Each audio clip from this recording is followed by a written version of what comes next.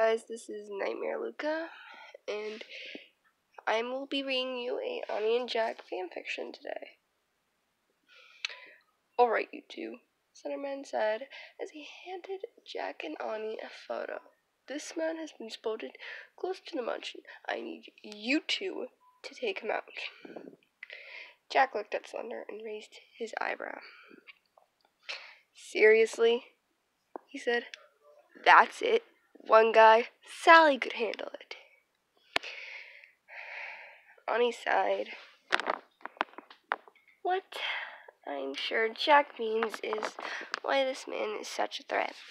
Thunder crossed his arms. Because I've seen the same man here before, 500 years ago.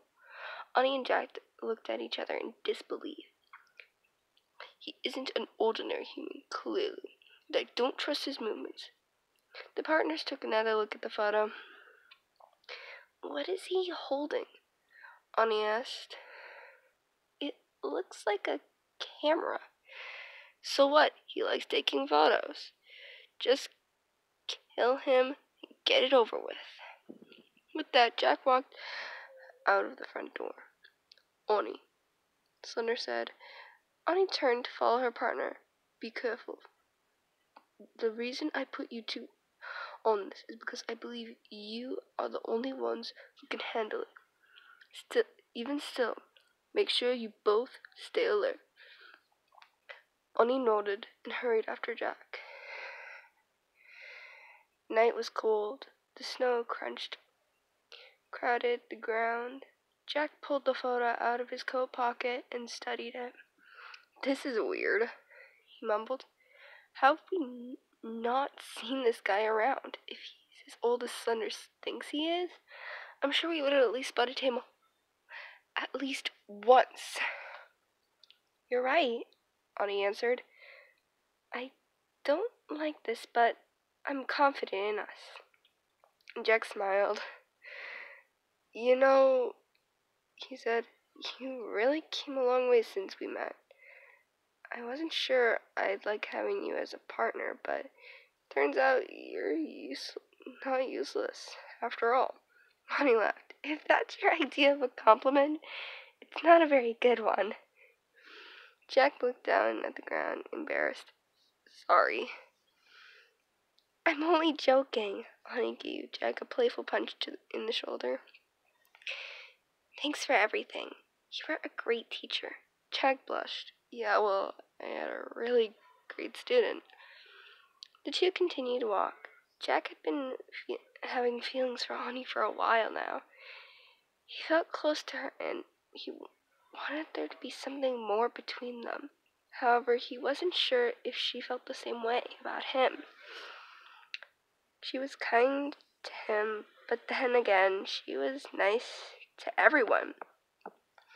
He couldn't figure out if this was just her personality or what. Since this would be their last mission for a while, he decided to take this time they had alone to get some information.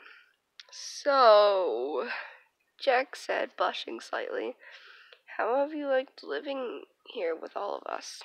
I loved it, Honey answered. I'm grateful for everything you've all done for me. And I couldn't be happier. Jack smiled. Well, what about, me? Annie looked at Jack a little confused. What do you mean? She replied. I mean, how do you like spending time with me? I know sometimes I can be a little, aggressive. Jack turned to face his partner.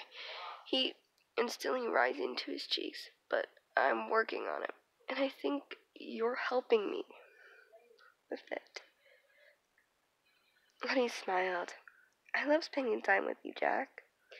And while I'm glad I'm helping you, truthfully, I've always liked you the way you were. Jack stopped. Honey turned around confused. Jack, are you okay? Jack was nervous.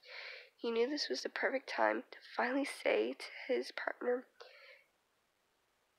to finally tell her how he felt.